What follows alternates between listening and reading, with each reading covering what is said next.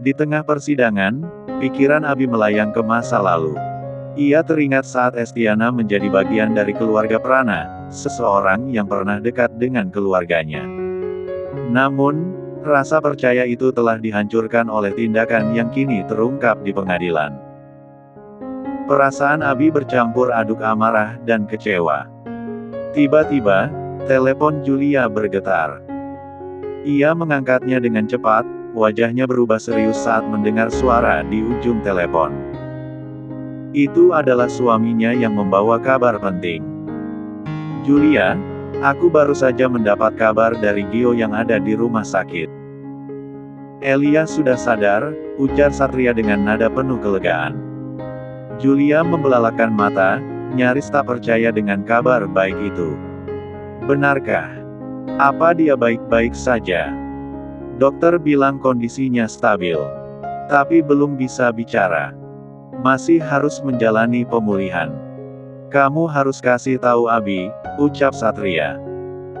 Begitu telepon berakhir, Julia segera berbalik ke arah Abi yang masih duduk dengan pandangan serius ke arah Estiana. Abi menoleh, bingung melihat ekspresi Julia yang campuran antara cemas dan lega. "Aku baru dapat kabar dari Mas Satria. Elia sadar. Dia sudah siuman dan kondisinya stabil," ujar Julia dengan cepat. Wajah Abi berubah. Kelegaan terpancar jelas di matanya meski ia berusaha tetap tenang. "Itu kabar baik. Kita akan menemuinya segera setelah sidang ini selesai," jawabnya, mencoba fokus kembali. Sidang hari itu berakhir tanpa putusan. Hakim menjadwalkan sidang lanjutan minggu depan. Saat keluar dari ruang sidang, Abi dan Julia berbicara singkat tentang rencana mereka menjenguk Elia. "Kita sudah sejauh ini. Semoga keadilan benar-benar ditegakkan," ujar Budona dengan nada tegas yang mencerminkan rasa kecewanya terhadap situasi. Abi mengangguk perlahan, menggenggam tangan Rea yang berada di sisinya. "Kita hanya bisa berdoa dan mendukung proses hukum ini sampai selesai. Semoga semuanya segera berakhir," katanya dengan nada penuh keyakinan. Mereka meninggalkan gedung pengadilan dengan langkah perlahan, membawa harapan baru tidak hanya untuk hasil kasus Estiana, tapi juga untuk kesembuhan Elia yang baru saja sadar. Semua anggota keluarga, termasuk Rea, Abi, Julia, dan Budona, bergegas menuju rumah sakit setelah mendengar kabar bahwa Elia telah sadar. Mereka semua cemas dan penuh harap, ingin segera melihat kondisi terbaru dari Elia yang begitu mereka sayangi. Perjalanan terasa sunyi, masing-masing tenggelam dalam pikiran masing-masing.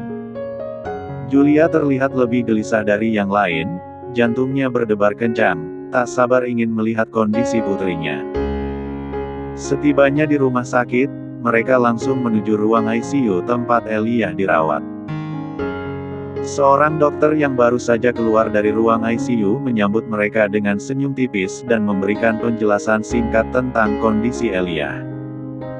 Kondisinya stabil, tapi tubuhnya masih lemah. Dia belum banyak bicara, hanya merespons beberapa pertanyaan dengan anggukan atau kata-kata singkat, jelas dokter sambil menatap wajah mereka satu persatu.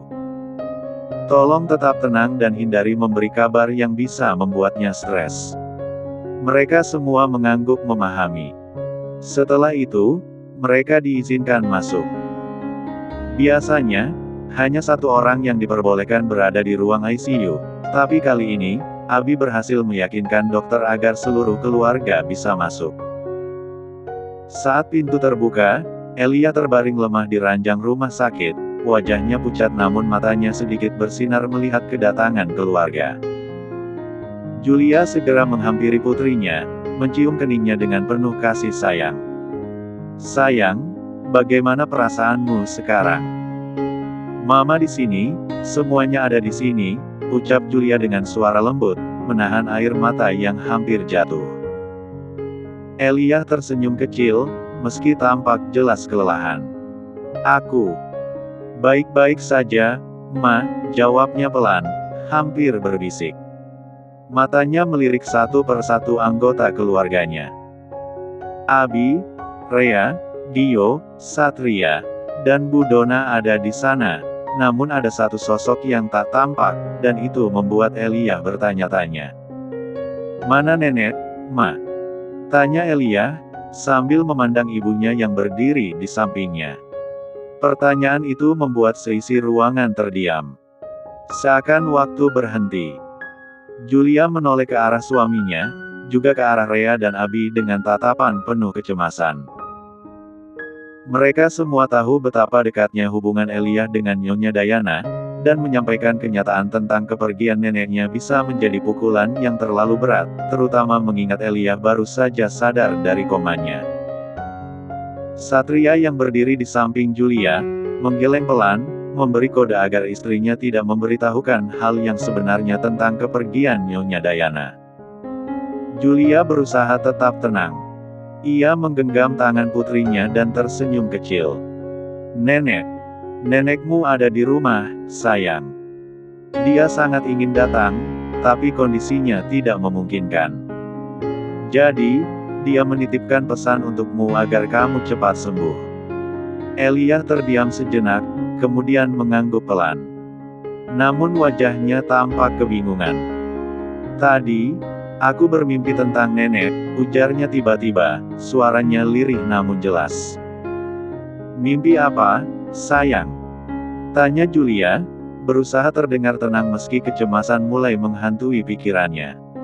Elia menatap langit-langit kamar, matanya menerawang seolah sedang mengingat detail mimpinya. "Aku bertemu nenek di taman yang sangat indah. Dia memakai baju putih, wajahnya cerah sekali. Dia bilang dia ingin pergi jauh, dan aku mau ikut dia. Tapi, nenek marah." Semua yang ada di ruangan itu saling bertukar pandang, terkejut dan bingung dengan cerita Elia. Julia menelan ludah, merasa ada sesuatu yang lebih besar dalam mimpi itu. "Apa yang nenek bilang, El?" tanya Rea akhirnya, suaranya bergetar. Elia menatap Rea dengan serius. "Nenek bilang aku tidak boleh ikut. Dia bilang aku harus tetap bersama kamu dan Paman Abi. Katanya, aku harus menjaga." Kalimatnya terhenti, matanya tertuju pada perut besar Rea yang sedang dipegang oleh Rea. Rea mengikuti pandangan Elia, lalu beralih menatapnya dengan heran. "Kenapa, El?" tanyanya penasaran. "Dalam mimpiku, aku melihatmu bersama 3 anak kecil. Mereka memanggilku Kak Elia," lanjut Elia. Rea terkejut mendengar ucapan itu. "Kau melihatku bersama 3 anak kecil?" tanyanya, suaranya hampir tak terdengar.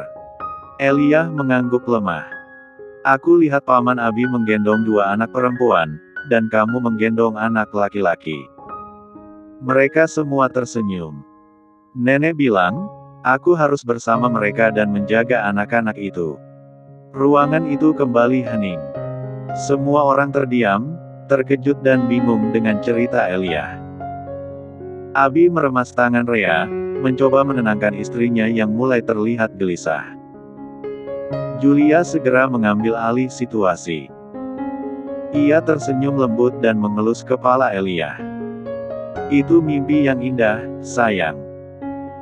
Nenek pasti ingin kamu cepat sembuh supaya kamu bisa sering bertemu dengan Tante Rea dan Paman Abi." Elia mengangguk pelan, tampak puas dengan jawaban itu. Tak lama kemudian, matanya terpejam kembali, kelelahan menguasainya. Dokter masuk ke ruangan, memberi isyarat agar semua orang memberi Elia waktu untuk beristirahat. Setelah semua orang keluar dari kamar ICU dan memberi ruang bagi Elia untuk beristirahat, Julia dan Satria pergi keluar rumah sakit, mencari udara segar dan waktu untuk berbicara berdua. Mereka berjalan pelan di lorong rumah sakit yang sepi, hanya suara langkah kaki mereka yang terdengar. "Mas, aku takut," kata Julia, suaranya serak, penuh kecemasan. "Aku takut kalau Elia tahu tentang neneknya. Apa yang harus kita katakan padanya?" Aku tak tahu bagaimana caranya dia bisa menerima kenyataan itu. Satria berhenti sejenak, menatap wajah Julia yang terlihat lelah dan tertekan. Kita nggak bisa langsung memberitahu dia, sayang. Elia baru saja sadar dari komanya. Kabar seperti itu, tentang kepergian neneknya. Itu bisa jadi terlalu berat baginya. Julia menunduk, menyeka air mata yang sudah menetes di pipinya. Aku tahu, tapi dia sangat dekat dengan ibu, Mas. Aku khawatir kalau dia tahu, dia akan terpuruk lagi.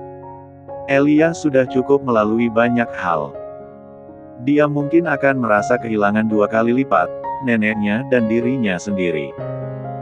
Satria menggenggam tangan Julia, memberikan kenyamanan. Kita harus kuat, sayang. Kita bicarakan ini lebih lanjut nanti, setelah keadaan Elia membaik.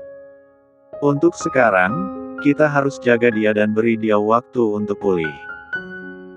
Jangan biarkan kecemasan ini mengganggu kita berdua. Julia mengangguk, meski perasaan tidak tenang masih menggelayuti hatinya. Tapi, Mas, bagaimana jika dia bertanya lagi? Apa yang harus kita jawab? Satria menghela napas panjang. Kita jawab seadanya. Kalau dia tanya, kita bilang nenek sedang di rumah dan ingin dia cepat sembuh. Kita jaga dia sampai waktunya datang untuk bicara lebih banyak. Julia mengangguk pelan. Aku berharap kita bisa melindungi Elia dari kenyataan yang terlalu pahit untuknya. Aku nggak tahu harus bagaimana. Satria meraih bahu istrinya dan menariknya pelan, menyandarkan tubuhnya pada dinding rumah sakit. Kita akan melalui ini bersama. Sama seperti semua hal yang sudah kita lalui. Kita hanya perlu waktu, dan waktu itu akan datang. Julia menghela napas dan menutup matanya sejenak. Aku ingin bisa melindungi anak kita, Mas. Aku ingin dia bisa pulih, dan tidak ada lagi rasa sakit. Aku yakin, kita bisa membuatnya melalui ini, jawab Satria dengan suara lembut. Mereka berdiri dalam keheningan sejenak, saling memberi dukungan dalam bentuk yang paling sederhana, kehadiran satu sama lain. 10 hari setelah Elia sadar, ia masih merasa lemah. Kepala yang diperban dan tubuh yang masih terasa letih menjadi pengingat akan betapa berat perjuangannya. Namun, dokter sudah memberikan izin untuk pulang, yang seharusnya menjadi kabar baik. Meskipun begitu, suasana di ruang rumah sakit terasa berat, seolah-olah ada sesuatu yang belum selesai, sesuatu yang tak bisa dihindari lagi. Julia dan Satria berdiri di samping ranjang Elia dengan tatapan penuh kekhawatiran. Semua orang yang berada di ruangan itu tahu, hari ini adalah hari yang sangat sulit. Hari di mana mereka harus menghadapi kenyataan yang selama ini mereka sembunyikan dari Elia, kepergian Nyonya Diana, neneknya yang sangat dia cintai. Setelah beberapa saat, Julia menarik napas panjang, mencoba menenangkan diri sebelum berbicara. Sayang, ada sesuatu yang perlu Mama ceritakan, ujarnya, suara penuh rasa cemas namun berusaha terdengar tenang. Elia yang sedang duduk dengan perlahan menatap ibunya, tampak bingung, namun ada tanda-tanda kecemasan di wajahnya. Ada apa, Ma? Mama kok terlihat serius banget? Tanya Elia pelan, matanya masih sedikit sayu. Julia menggenggam tangan Elia dengan lembut, matanya mulai berkaca-kaca. Sayang, nenekmu. Beliau sudah tidak ada lagi, ujar Julia dengan suara bergetar, mencoba sekuat tenaga untuk tidak menangis. Elia terdiam sejenak, seolah tidak memahami kata-kata itu. Apa maksudnya, Ma? Nenek sedang di rumah, kan? Aku belum sempat bicara sama nenek. Julia menundukkan kepala, matanya mulai berkaca-kaca. Semua kata yang hendak diucapkan terasa begitu berat, seolah-olah ada batu besar di dadanya yang sulit untuk dibuang. Nenekmu meninggal, sayang. Dia pergi beberapa hari lalu. Mama tahu ini berat untuk kamu, tapi ini kenyataannya. Keheningan menjerat seluruh ruangan, sebelum akhirnya Elia menyadari kenyataan itu. Ia memandang ibunya dengan tatapan kosong, seolah mencoba menanggapi kata-kata yang baru saja keluar dari mulut Julia. Perlahan, air mata mulai mengalir di pipinya, dan suara tangisannya pun mulai terdengar. Namun, tangisan itu tidak hanya terdengar sebagai isakan pelan, tetapi menjadi jeritan yang dalam, penuh kepedihan. Tidak. Tidak mungkin. Teriak Elia dengan suara pecah, tubuhnya mulai bergetar hebat. Nenek nggak bisa pergi. Aku nggak siap, Ma. Aku belum sempat memeluknya lagi. Kenapa Mama nggak bilang sebelumnya? Kenapa Mama sembunyikan ini dari aku? Elia menangis dengan keras, tak bisa lagi menahan kesedihan yang mendalam. Ia meremas dadanya seolah mencoba menahan rasa sakit yang begitu besar. Air matanya mengalir deras, dan tangisan itu semakin keras, seolah seluruh tubuhnya terhuyung oleh berita yang begitu mengejutkan. Julia tak bisa lagi menahan air matanya. Ia menangis bersama Elia, merasakan betapa besar rasa sakit yang sedang dirasakan anaknya. Sayang, Mama juga nggak siap. Mama juga sangat kehilangan nenekmu. Tapi kita harus kuat. Dia ingin kamu tetap hidup bahagia, meskipun dia sudah tidak ada. Dia ingin kamu melanjutkan hidup dan menjaga orang-orang yang kamu cintai. Rhea yang sedari tadi diam, akhirnya tidak bisa lagi menahan perasaannya. Ia berjalan mendekat dan duduk di samping Elia, merangkulnya dengan erat. Air matanya pun mulai jatuh, tangisannya pelan namun penuh dengan emosi yang mendalam. Aku juga kehilangan, El, ucapnya dengan suara serak, berusaha menenangkan kakaknya meskipun hatinya juga hancur. Aku tahu betapa sayangnya kamu pada nenek. Tapi kami di sini untukmu. Kami akan selalu ada untuk kamu. Abi yang ada di sisi lain, mencoba menahan perasaan, namun tak dapat menutupi kesedihannya. Dia meremas tangan Rhea, mencoba memberi kekuatan meskipun air matanya tak bisa dihentikan. Semua yang ada di ruangan itu, tak ada yang bisa menahan perasaan mereka. Rasa kehilangan itu terlalu dalam. Elia terus menangis, tubuhnya terisak hebat, seolah semua beban emosional yang dipendam selama ini pecah begitu saja. Aku nggak tahu kalau aku harus hidup tanpa nenek. Aku nggak tahu harus bagaimana. Nenek selalu ada untukku, ucapnya, suaranya tercekat, penuh kesakitan. Julia menahan tubuh Elia yang terhuyung, merangkulnya erat. Kamu nggak sendiri, sayang. Mama, Papa, Rhea, Paman Abi. Kami semua akan ada di sini untukmu. Kita akan menjalani ini bersama. Kamu harus kuat, karena itu yang nenek mau. Dia ingin kamu tetap bahagia meski dia sudah nggak ada lagi di sini. Satria yang dari tadi berdiri di pintu, akhirnya masuk ke ruangan dan berdiri di samping Julia. Wajahnya penuh dengan kesedihan yang tak terungkapkan, namun ia mengusap punggung Julia dan Elia dengan penuh kasih sayang. Kami semua di sini untuk kamu, El. Jangan merasa sendirian. Nenek mungkin sudah tidak ada lagi, tapi cinta yang dia beri tidak akan pernah hilang. Rhea yang masih terisak, menatap Elia dengan penuh kasih. Aku janji, kita akan bertahan bersama. Nenek ingin kita bahagia, dan kita akan berusaha untuk itu. Aku selalu ada untukmu, El. Elia menatap wajah Rhea, air mata tak kunjung berhenti mengalir. Tapi aku sangat rindu nenek, Rhea. Aku merasa seperti kehilangan bagian dari diriku. Semua yang ada di ruangan itu merasakan betapa dalamnya rasa kehilangan yang dialami Elia. Mereka tahu, meskipun mereka ada di sampingnya, rasa sakit ini tidak bisa begitu saja dihilangkan. Namun, mereka akan terus bersama, memberikan dukungan dan cinta yang tak terbatas. Tangisan Elyah mereda, meskipun kesedihan itu masih terasa begitu berat. Aku cuma ingin nenek kembali, Ma. Aku cuma ingin nenek tahu betapa aku mencintainya. Julia mengelus rambut Elyah dengan lembut, merasakan betapa beratnya perjuangan ini. Nenek tahu, sayang. Dan dia selalu mencintaimu lebih dari apapun. Suasana di ruangan itu sangat emosional, namun di balik kesedihan yang mendalam, mereka tahu bahwa dengan saling mendukung, mereka akan mampu melewati segala kesulitan bersama.